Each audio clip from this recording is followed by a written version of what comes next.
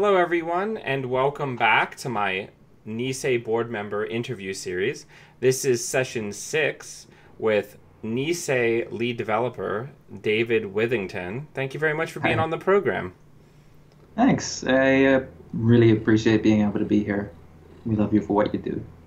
I appreciate that. So, you are coming to me from the future, actually, 17 hours in the future to be exact. Yeah, Yeah, it's a so, little bizarre. I've already seen this whole interview, like it's yeah, it's already weird. happened. Yeah. Yeah. So where are you located for the people who may be less familiar with you? So I guess you'll quickly pick up as I talk, but despite my bizarre non-accent thing, which is sort of a hodgepodge amalgamation of a bunch of different inflections, I'm a Korean Pakeha hybrid from New Zealand. So hybrid in the sense that it's like the best of both worlds or something. So New Zealand, I am a hobbit in real life. I live in a hole. Yeah. All right, all right. So you are one of the members of the board. You're going to be the lead developer, which is no small undertaking. There's an incredible amount of work and really like personnel management that goes into being a lead developer. But before we get into that, especially since you're somewhat removed, not just from me personally, but removed physically from, the European and American metas, I think it'd be great if the audience got to get to know you a little bit better. So tell me a little bit, David, about your Netrunner story. How did you start playing? Sure. Yeah. So I I started playing Netrunner, I want to say early 2013, which was, I think, the middle of the Genesis cycle. I think it was like Cyber Exodus or Study and Static. Oh, you're Um, OG. yeah, pretty OG. I mean, yeah, so my good friend Donald Bubbins, who goes by GovBubs online, introduced me to the game. Uh, yeah, so I readily admit I wasn't, while I enjoyed it, I had fun, I wasn't instantly hooked.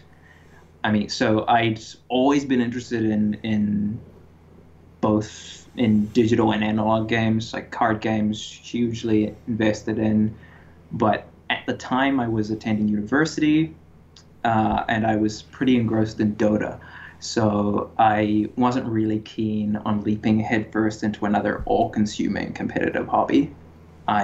Which even off the bat, I realized it was going to become. So I'm one of those prodigiously odd people, the type of person that actually really enjoys breaking things down into their constituent parts to really nail down like the fundamentals of why I enjoy them. So yeah, it's not enough for me to simply enjoy something. I have to know all the ins and outs. Like instinctually, whenever I become invested in something, like I number crunch, I do the math. And Right. I knew like this would be something like pretty quickly. I'm like, okay, this is going to be it's just that's me. Like this is going to be a consuming thing. Is this something I really want to get into? And so I realized I had to go, okay, cool, let's give it a bit. Don't get caught up in the hype. So I mean, among the local play group, the New Zealand peeps, they know me as the optimizer. So whenever we play anything, be it Netrunner or any other border card game, I'm always going through all the different possible contingencies and ways that something can play out. And they love me and hate me for it. So with Netrunner, after playing a couple more games with Donald after the first one, which again I enjoyed, I knew there was more depth behind it, but I knew, oof, there's going to be something. I don't know if I can commit to this. I just, I just absolutely started to fall in love with Netrunner. Like the fact that there are like various like mechanical intricacies and decision trees present in any given turn, let alone the game. On top of that, you've got the game itself is just thematically gorgeous. I loved the blatantly cyberpunk tropes and atmosphere, as well as the more nuanced references and the beautiful theme gameplay interaction. The fact that the fact that advancing an agenda, like that's actually a phrase that describes both What you're doing, yeah. Yeah, like it's just it's one of those seems simple, but like that just like okay, this is so elegant. This is so well done. I couldn't get enough of it, and pretty soon I was buying every pack. So That'll happen. yeah, and Yeah. it did. Yeah, and here you are. Yeah. I mean, I feel like one of the big things with Netrunner that kind of separates it from a lot of other games is that like there's no auto balancing mechanic, which is both a huge wall that you have to overcome when you first start playing, but Sure. also it's just this incredibly engaging thing where it's just like, oh, well, you know, I'm going to have these 5 mana and I'm going to get these 5 mana back every turn. It's just like, oh, no, no, no. This game will, like, let you run yourself into the ground till the point that you're broke. You know what I'm saying? Yeah, for And, sure. like, you can very easily do that in Netrunner. And the game's like, hey, you did this. Figure it out. Yeah, it is a like it as you say it allows you, you know, it gives you the opportunity to, you know, you can run last click, you can spend all your money for a single access, but you quickly realize, oh man, that like for the next couple of turns, oh wow, I really can't do anything. I have to just slowly claw my way back up, and that's assuming that you had enough cards in hand to survive the snare or the follow-up. So yeah, it's just you have so much of the game, like you learn it as you go, which I think is a huge thing. So, and again, I'm not going to talk too much about Dota, but like Dota, I adore Dota, but probably my single biggest criticism of it remains the fact that the learning curve is so steep. Like to actually start, you have to know so much, and it's not friendly or intuitive in a way, like to learn. So for me, though, Netrunner, I'll readily admit the first couple of games, the trace mechanic sort of did my head in. Took me a while to realize just how trace and link really worked, but you're afforded that opportunity to learn as you go and to constantly improve the more you play, which is a huge thing for me. Right. In games, RNG, you know, luck, it's always going to be present, and I think to a certain extent, I think a certain amount of luck of RNG is healthy, which Right. I know that probably some people are going to hate me for saying that, but it's like if you don't have that, you end up with something akin to chess, where it really is a case of, oh, actually, I'm the more experienced player. I've played more than you, so do not expect to ever win, unless I actively do something to sabotage myself. Whereas, like, Netrunner has that element of even a very experienced player can get a really bad draw, and then they have to somehow claw their way out of it. But because Netrunner has so much of that agency, and each individual turn has so many decision trees involved with them, you have that ability to go, okay, I think if I really play this perfectly, I can somehow live through this 4 agenda opening hand, you know, if I really just play my Right. cards. Right. Yeah, like there's so many points where you and your opponent can make decisions that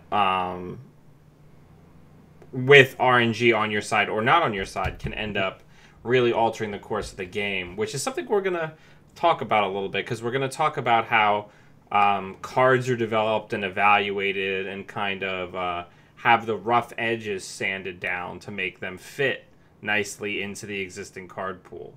So, while we're on the subject of cards, what is your favorite Corp and Runner card, and why?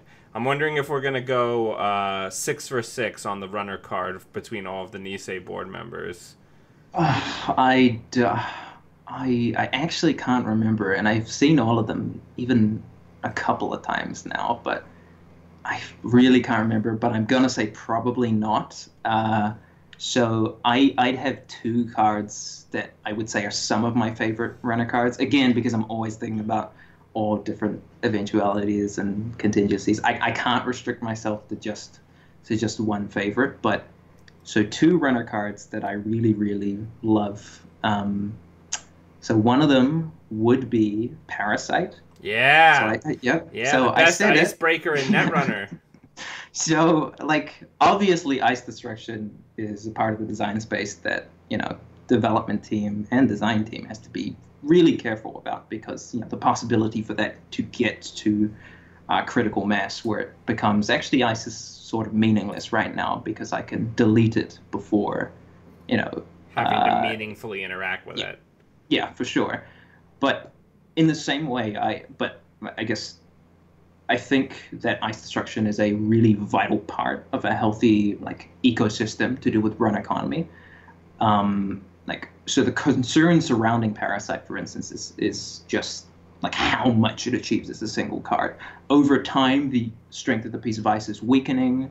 It's not just once you reach, the strength equivalent. Once the ice reaches zero, it dies. It's and all the while, this ice is getting easier to deal with. But it's obviously on top of that, it's the fact that it has all these phenomenal synergies with both in-faction and cheap to splash cards.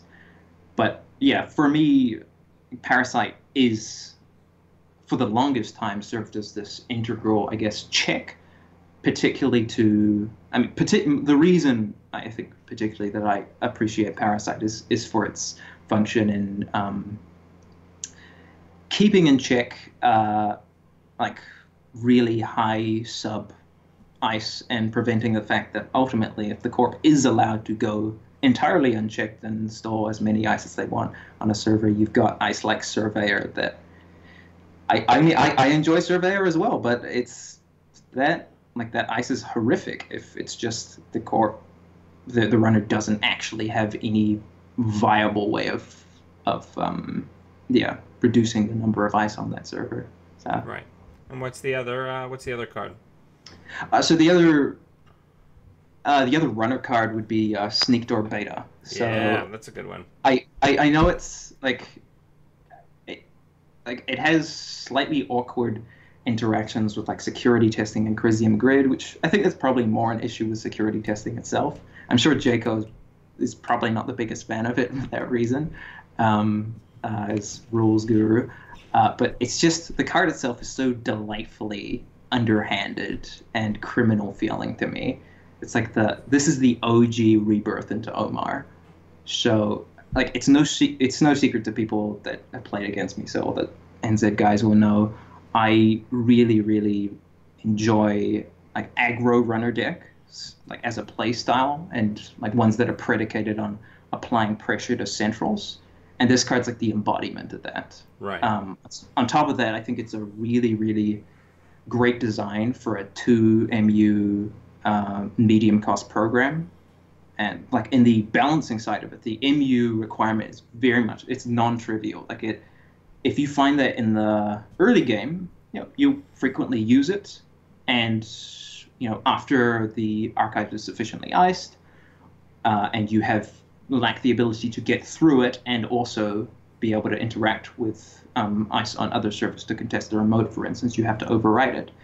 Or potentially you find a sneak door late and actually, I'm probably going to have to break up my rig a little. I'm going to have to trash that data sucker or that that breaker that I hopefully have a spare copy of, but I need the sneak door right now as this really disruptive play because I know they're hiding them in HQ. I know because they've iced HQ 3 times. So yeah, it's one of those like the 2MU and a program like the and 4 cost is like it's not, I wouldn't call it high cost, but that's very much, you're not just dropping 4 credits. That's a negative sure gamble. That does cost a significant amount. But the upside is major and it's immediate. Like you can install Sneak Door and then immediately start running. So yeah, I think it's a fantastic card. Yeah. Do you mind if I get? Card? Yeah, I was about to say. Yeah. So corp wise, There's a bunch of them, but in particular, so I really love Turing. So I think Turing is an example of an AI tech or hate card just done immaculately. Like, it has like across a wide range of matchups. It has utility when you place it on a remote server as just a generically Good eyes. taxing, yeah, exactly, a generically taxing code gate. But it particularly hampers AI-based decks. I think even then, though, it provides the runner a painful out in the Punisher sense, which obviously isn't always done effectively. But I think on Turing, it really is. Like it also does very much in HB's Color Pie with click loss, as a lot of their Biroids do. It offers the runner the option of losing 3 clicks, which is terrible, but yeah, I really appreciate that it's an ice that has significant flexibility to it and interactivity on both sides. It's incredibly well designed. It's a really well designed card that gives you. It's not. There's a lot of different ways of dealing with it, and there's a lot of different ways that you can use it to deal with problems that you may face.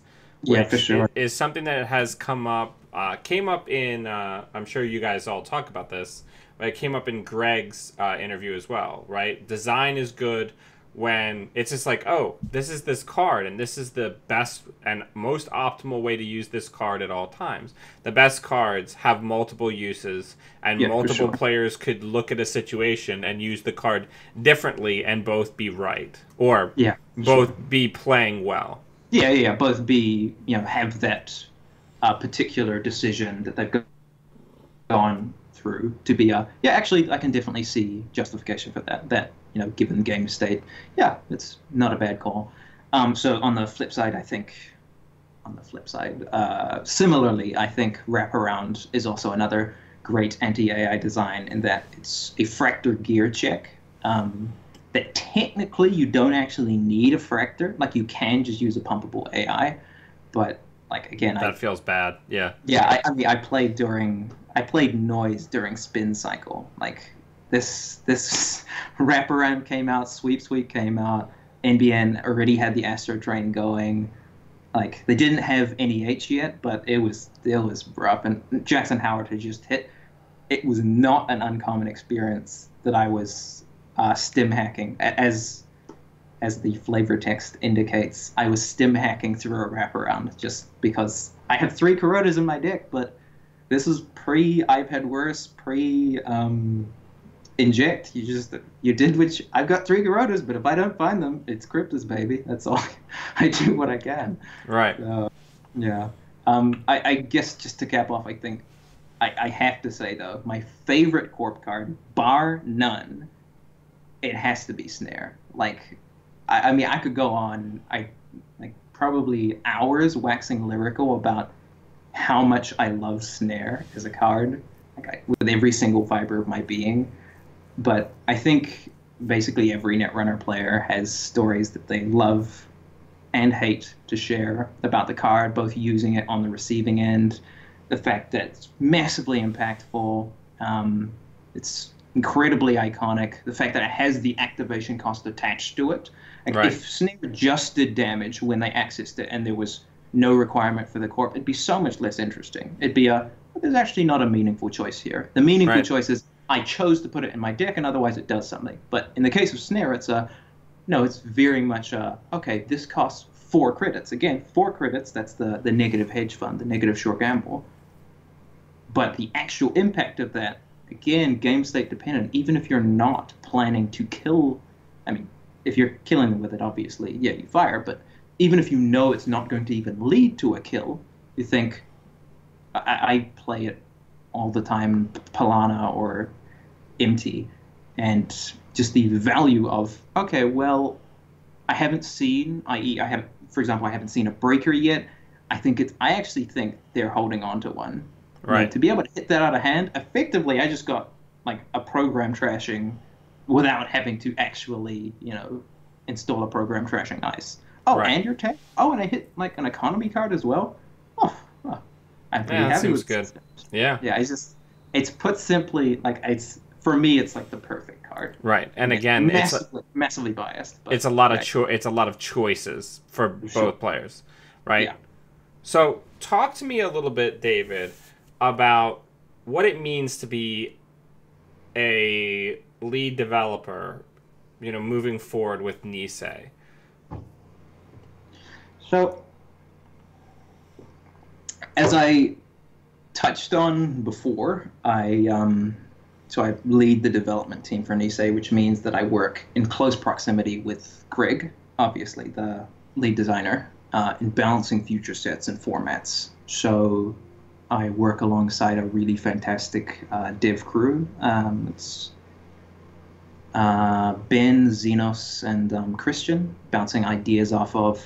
And I think, one of the, like, in certain ways, like the developer, a lot of it is actually not glamorous at all. It's like it's playtesting. It is, like, I even say glorified, but it's not really, again, it's not really glamorous. It's just, actually, our goal here is to balance this, like, looking at this card. There's a number of things you could say from it off the bat, from an immediate numerical analysis to go, okay, the numbers on it, sometimes it's obvious, sometimes actually, the analog to this card is very similar. Right. There's a card that does something very functionally similar. The numbers on this are actually just better. Functionally, you're using it in all the same scenarios, but a lot of the time it's not that simple. The card has an effect that in some way explores a new design space. Even if there's a card that does something similar, it's not actually directly analogous. So, right.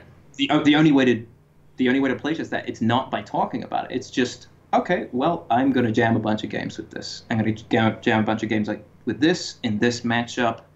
I'm going to try to do that with other cards, like thinking about it as existing alongside other cards, like using it in the same deck, or try using it as a replacement to see if it does the same role. Yeah, there's a lot of it, again, not glamorous, just right. Jamming. I think about just in the context of even after cards are tested, right? You can see that same scenario somewhat playing out just when cards are evaluated by the players, right? Sure. Yeah. Like, I remember when Tapworm was spoiled, and everybody was just like, this card sucks, just purge and it'll go away. And then it was like the nightmare it was like a specter over the meta for like a year, where you had all these Shaper decks with 3 Satcons and Tapworm, and, with clone ships, you'd be costing you the corp like 7 full turns over the course of a game. And that's just like nightmarish. I think that's one of the things about Netrunner that makes it actually so hard to balance. This is why, again, I'm so happy that I have a great dev team and a really excellent playtest network that is still continuing to expand. Is it's so difficult to balance because there's so many factors that just, the fact that Netrunner is built upon a system of influence. You can't just think, okay, Tapworm, it's a criminal card, right? And because if you look at it within the context of criminal, you go, it's fine. It seems, actually, that's not bad. You are effectively, a card with 0 credits, as long as you have the MU, you're probably going to knock them a turn. Or they're maybe going to make suboptimal plays, lowering themselves in credits just so that you're not really getting full value from it. Like, if you look at it within faction, it seems... well, and also, at that time that it came out, Criminal still had Account Siphon and had other... played Delusion Contract. Yeah. So it's like, oh, you're going to be siphoning them down anyway. So what? You're going to drip like 1 or 2 credits a turn? Exactly. Like, based on the immediate meta that it came out on, you can't, like, that's the thing about the development process. It's really, really difficult because you can't just look at it. If you look at it purely within the view of what it looks like in the current meta, or even like you try to predict what it'll look like in future, it's still okay, but you have to take into account that your analysis of how the meta will look, it's inevitably not going to be perfect. So there are so many different factors you just have to think about. Like in the case of Tapworm, in the case of Tapworm, like you think about it, you have to think about what the corp economy situation is looking like. How rich are corps going to be, not just in the current meta, but looking forward into the card pool? Are we printing really strong economy cards? Are the economy cards we're printing such that they actually require, for example, a number of clicks to use, in which case you don't have the clicks to spend purging? There's so many different,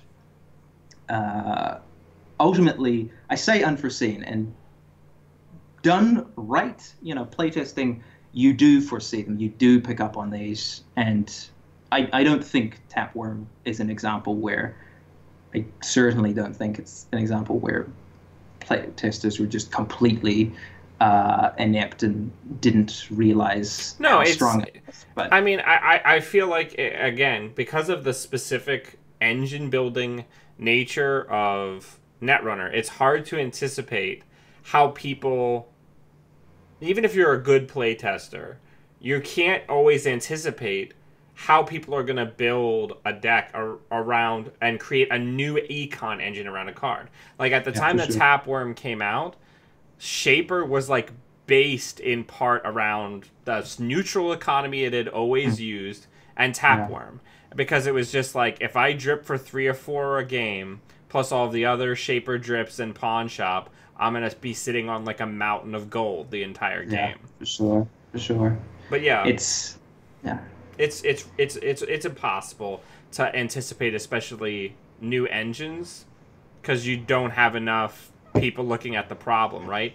When cards are actually spoiled, you immediately have like several thousand people like group thinking how to optimize the use of a card. And I think it is fascinating when you think about it. And again, like this is not how, like, they're inevitably a lot of the time the player base itself ends up having to serve as an aspect of the playtesting process, because like they just have there's so many more eyes or so many more hands to work with.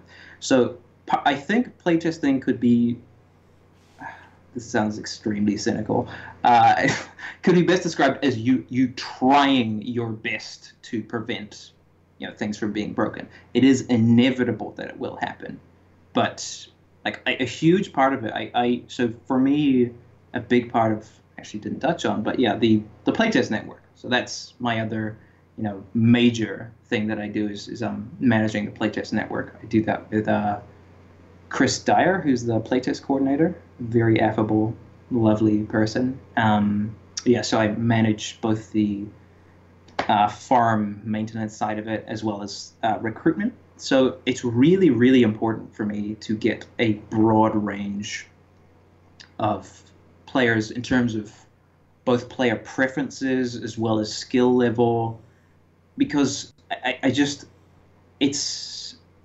you have even the most competitive, the most hyper competitive knows everything about the current meta. They know what the cards do. They know how you answer a particular thing within the meta.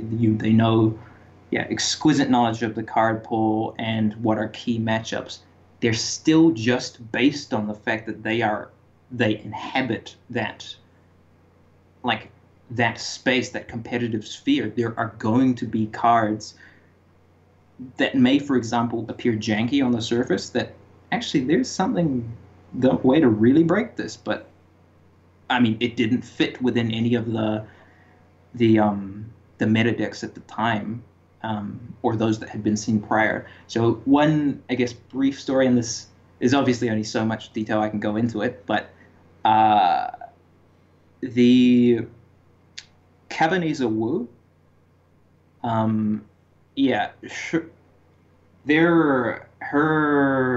during development, her ability changed a fair number of times. And the one who picked up on, at one stage, there was actually, we need to significantly rework this. It wasn't one of the most competitive tests. This wasn't one of those, I've been playing it and jamming it against, all the current top dogs. It was someone who's much more casual, just going, hey, I'm really enjoying this idea. I used it with this card that no one ever plays competitively for a good reason. I just looked at it and went, oh, yeah, we wasn't on our radar because, again, just in terms of how it worked, the card itself worked. Yeah, it wouldn't occur to you. It seems so innocuous, just generically seemed low power level. But with that, having both extra eyes and eyes that come from a different play experience, right. People who were interested in different play styles and experimenting more with knowingly less optimal cards, they ended up picking up on something that, I mean, personally, I didn't see at all. It just completely blew me away, and I went, oh boy, I am really glad you saw that, because that would have been stupid. Yeah. So for those who like Cabernet Sauvignon, I'm sorry, she could have been completely and utterly broken. I'm guessing that originally she probably didn't have the exclusion for viruses, which would have been very dangerous. So that was one thing that it wasn't actually that, even though that was something that it was probably the remove from play, because there's a whole bunch of programs that get really good if you could find them immediately and them stay in play. So part of it was actually just like the cheating aspect, like you cheat out a program from your deck, and if there's a way that you can somehow keep that alive without having to really pay the right amount for it. Anyway, it was a case where we just went, oh boy, this is it just completely took me by surprise. And again, I knew that part of it is because, obviously I try my best to evaluate cards from all different angles, from sure. Both competitively and, okay, but what's the fun factor of this card like? What do people think about it in terms of what play styles does it engender? But yeah, it completely evaded me and brought up. I went, oh wow, I am so glad that we have people on the team that have eyes looking in stranger and less obvious places. So that's what you need. For playtest recruitment, I mean, it's important, and I think it's pivotal for me to have a competitive, highly analytical, core to have in terms of just purely for the numbers. Sure. For being able to do both quick and a little bit and more, as I said, both quicker, immediate, and more in-depth, iterative. Okay, we tested this, and we're able to pick up on the numbers of this just aren't quite there, or the numbers of this off. But also having players who come from quite different play experiences, it's so valuable, because they're just going to pick up on things that, again, just completely slip under the radar. I'm just speaking for myself. It didn't even occur to me at all. Right. And oh wow, I'm so glad you did. So having different play styles and player types represented on the Playtest Network is extremely important for me. So I think that an important question to ask when you're thinking about something like this, I think we're gonna kind of go a little bit out of order, because I think this is a nice segue into, when you think about doing this going forward, obviously you have experience doing this in the past when there was formal company support from FFG, but what have you identified as some of the big challenges inside of your sphere as the lead developer going forward? So, I think this one's, amusingly, one of the biggest impediments to progress in any respect, and again, I'm very much pointing the finger at myself here as well, is opinions.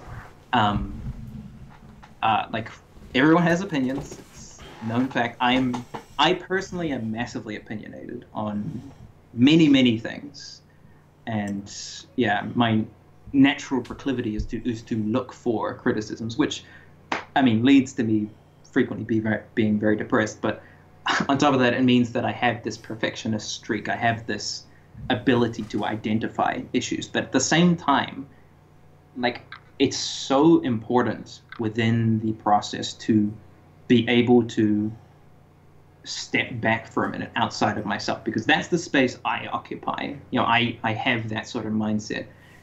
In trying the playtesting process, it's communicative. Like, you have to be communicating with playtesters and playtesters with each other, because otherwise you just end up talking past each other, which Right. and like you end up, okay, cool. So functionally, we never ended up properly testing X card or X archetype, because everyone had a different opinion on it, and there was no give and take. No one was really actually listening to each other. So you just had a whole bunch of very jarring viewpoints arguing at each other as opposed to discussing. And again, I think I'm sure I've been guilty of it in the past. I do my best to pick up on that, but yeah, to be able to keep both, it's not so much ego, but just recognizing, okay, I have an opinion, and your opinion may well be born strongly from, like, empirical evidence. You may well have tested this matchup countless times, and you have experience based on that. And again, for me, I have a lot of that. And I would say, like, even through further, okay, I'm trying to be objective here. Objectively, I think, like, the data shows that yada yada, but it's so important to just to have effective communication within the playtest network. Otherwise, you end up wasting time. You end up wasting time either testing the same thing multiple times, and none of the feedback is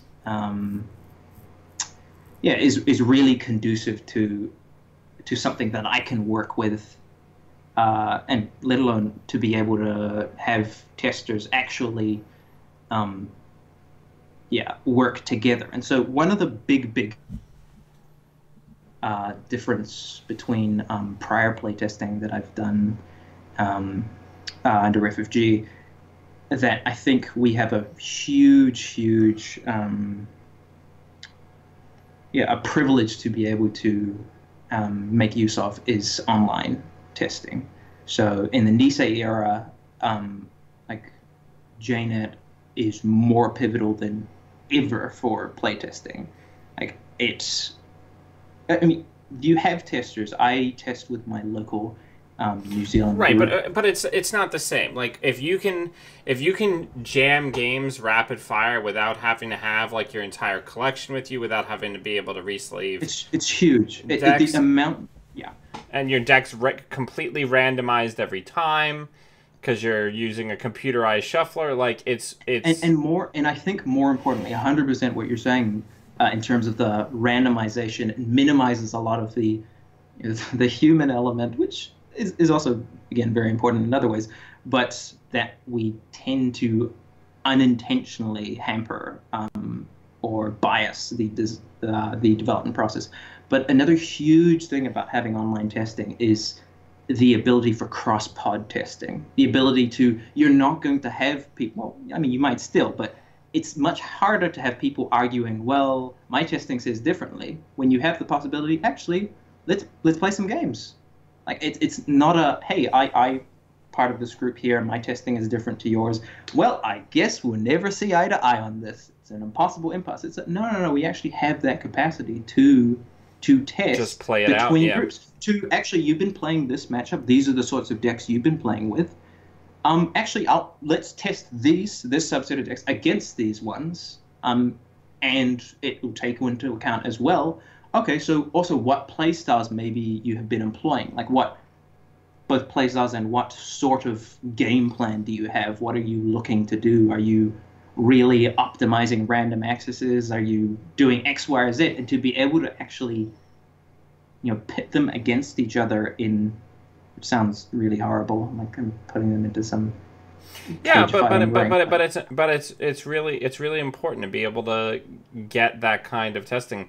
And something that has always been a positive and a negative of Netrunner's online play is that it helps you get more data, which in development can be great, and in play can also be great, but also helps the community solve metas more quickly. Yeah, and in that sense, the ability to solve the meta, of course, as you say, it's the flip side. It's so useful for development and playtesting because it allows, as you say, for metas to be solved faster, to actually be able to recognize problems because you're able to jam games so much easier and against between different play groups and different play experiences. But in that same sense, it has the potential of quickly the whole living, the whole interesting, the whole, hey, all the variance that you have and diversity in terms of deck building, it's more quickly realized, oh, okay, I guess we're getting, once you get to the really, really optimized decks, the amount of leeway that you have in deck building is reduced. So regarding online testing, another thing that is actually, I think, really important to mention, and like it can't be avoided, is just the unfortunate reality that, I mean, online means functionally in many ways anonymity. So it's key within, I mean, my playtesting process in overseeing online playtesting. People still are going under I don't want to reveal people's smurfs here, but people are still going under handles that the playtesters themselves, we are aware of who each other is, so you don't have that anonymity of, you know what, I'm mad here and I'm gonna take it out on someone. It's you still are held accountable to each other. So again, that issue pertaining to online playtesting, that you can have people just reveling in their anonymity and taking advantage of that. You don't have it when you're trying to keep people accountable, and that's a big thing for me in playtesting. Is I'm really doing my utmost to ensure the playtest network actually, we mutual respect and kindness is like, this is pivotal. Right. It's not optional. It's not I mean, we're testing, I guess, so it's not really a big deal if I'm actually friendly to my opponent, is it? No, it is. It's really important because, I mean, that's what makes Netrunner the game we love. It's right. That it's not that, hey, I jam horrible games, put my opponent through horrible experiences, and then have no sympathy for them and leave. No. Right. I mean, that isn't to say you can't play decks that are very powerful. Right. You can play. I mean, I've done this my whole life because I play prison shit. Yeah. You can play miserable decks and not be a miserable person to your opponents. Yeah. Yeah, absolutely.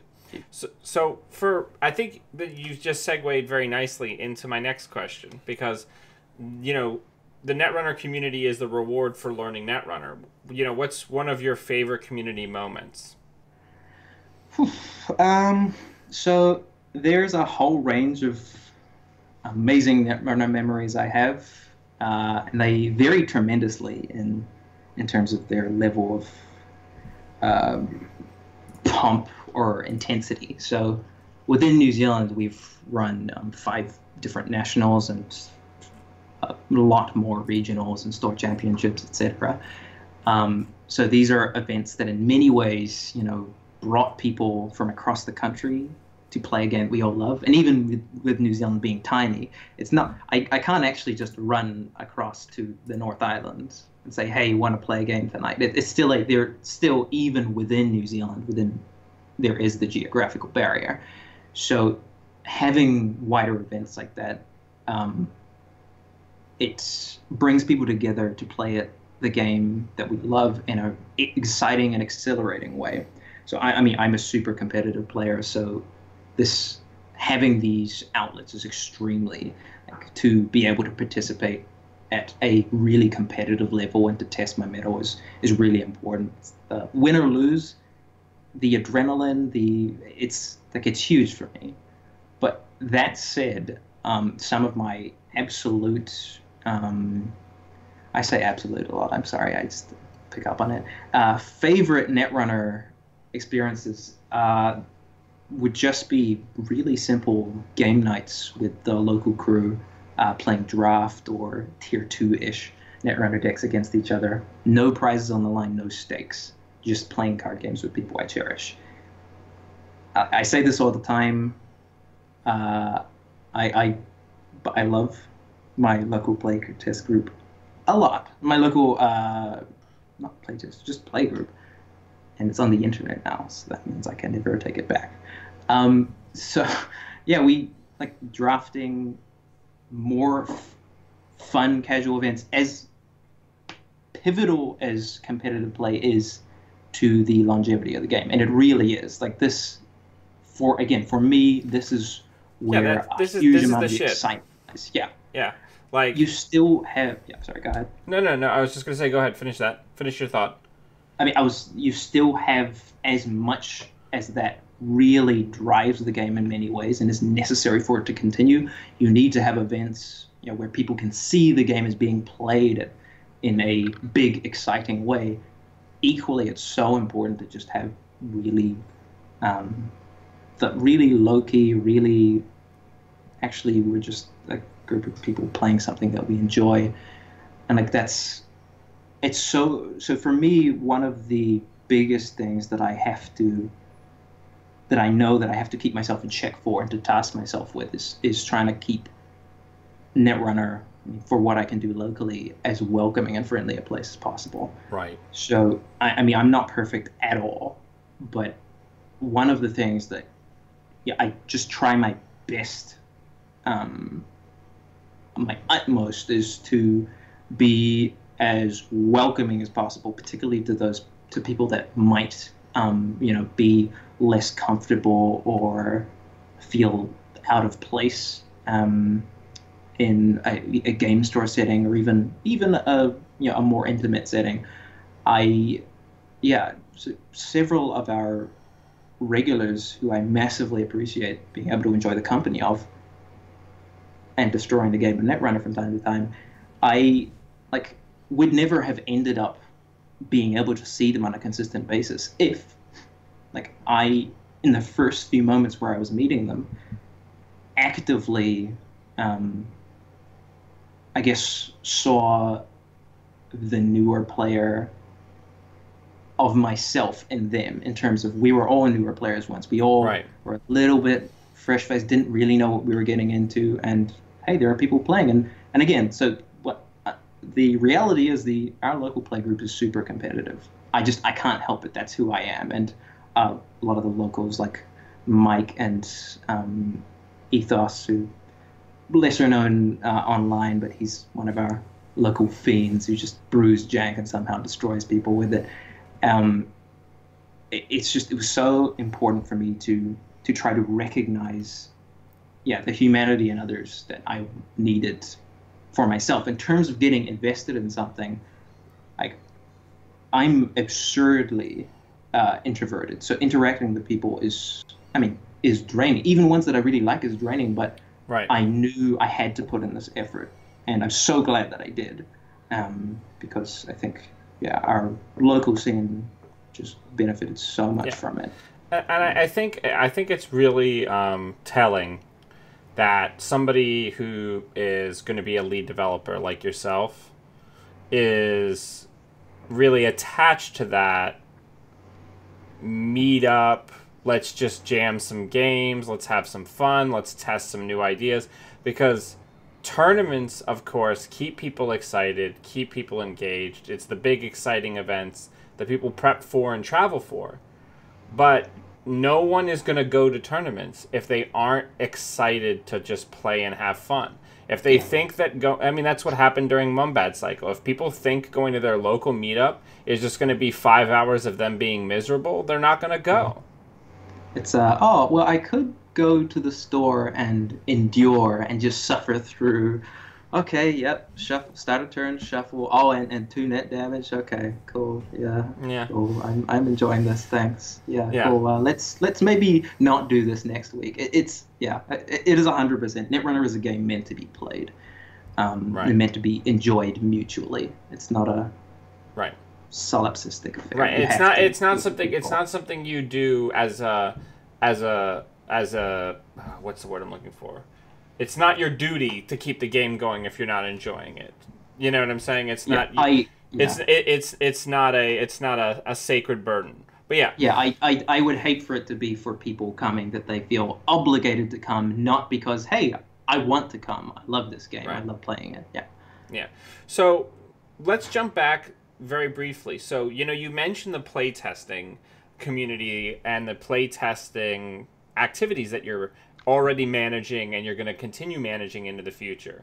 So talk to me, how can people who want to be involved with the playtesting process, how do people find that? How do people get involved and help you move the game forward and help refine the game going forward? Sure. So, I mean, obviously, I'm involved with the playtest network itself. There's still an application form up for that for people who are interested, who think that they have the chops and the time to commit. But it has to be noted, like, not everyone does have the time to commit to it because it's not a trivial undertaking. You actually have to be able to semi-regularly contribute because, I mean, you'll have frequent updates to cover. You don't, like, between sets, that's the nature of balancing is you iterate, and if a playtester isn't actually able to regularly actually have play sessions in between updates, like the value of feedback, it's right. There's severely it's like the opposite of diminishing returns, right? The less total games you play, the less meaningful your feedback is. Right? Sure. The more you're able to play and the more you're able to refine, iterate, and adjust, the more valuable your feedback becomes. But if you're only getting a handful of games in, a lot of times you're testing, you could have a nugget of truth or something that you came across, but you don't know because you don't have enough to really compare it to. Yeah. You need that actual, as mentioned, theorizing and goldfishing. Like I do a lot. I think it is part of the process, but there has to come a point. Actually, we just need games. We need empirical stuff, and right. Yeah. So anyhow, this in saying that, not everyone will have the time available to commit to playtesting, but I think a huge thing that I just like to emphasize, and this includes to playtesters themselves, please keep playing the game and please keep discussing it. Like, talking about the game, and that includes, I mean, heated's the wrong word, but friendly, enthusiastic conversations about, where the game is going. Passionate discussion. Passion. It's like that is hugely important for I don't contribute much in terms of, I'm not really a social media fiend. I don't see that really changing much in the near future. And part of why I actually enjoy development is because in many ways it is sedentary. It is something that I can do in my own time. It's one of the more internal roles for NISEI. But healthy discussion is something that I think is so important. And that, like, whether it be on Reddit, Slack, heck, meet me in person, just actually having discussions, whether I'm actually actively contributing to them, I am reading them, I am, like, this is part of the game, is right. the experience of the game, and what people's shared experiences are and what their individual experiences are. I really want to be able to explore share in that discussion. Yeah. So, like, in terms of engaging with the community, again, I imagine that I will be involved in contributing NISEI articles pertaining to set balance or the like, though I think Greg is likely going to be doing more of that. I imagine I may well be able to drop the odd spoiler or two from time to time and discuss some of the the intricacies involved in the process. But yeah, Netrunner is a social game. That's part of what drew me to it in the first place and allowed me to connect with so many fantastic people. So Yeah. yeah. Yeah, so we'll kind of close on a fun question, and then we'll do any plugs that you may have, David. So, Sure. what is a card? And it doesn't have to be. It doesn't have to be a card that's balanced. Speak from your heart, David. What is a card that you would bring back from rotation, and why?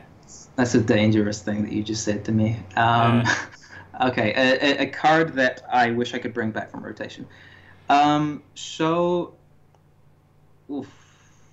So that one's a little on the nose because I mean You have some control over that. I admit that I have some sort of, my department has a bit of control over that, so I feel it would be an oversight if I failed to mention that. So instead, I'll give an example of a card that I would personally love to see return, but for the sake of the game, it's best that it doesn't, and that I'm not intending to bring back. So a card that I have many wonderful experiences with, probably for quite different reasons to a number of players, is San City Grid. I love that card. Bring it back. Yeah. Bring it back. It's well costed. Bring it back. And I mean, I know there are at least, I'm pretty sure that there are a number of the other board members, and as you just said, it's like it holds a special place in their heart. And so the thing is, I'm not even an NBN guy. I'm always rooting for... It's the best purple guard. Like, that's exactly... I mean, I'm always rooting for the underdog, and it's not like purple was the underdog, but... Yeah, they were the only ones that could afford it back in the day. Like, I mean, within NBN, obviously, the crap that you can do with breaking news, even without AstroScript, like, even if you don't have tag punishment, just trashing a loaded liberated account or Katie Jones, Cardi Jones. Oh, and that play like, was so awful.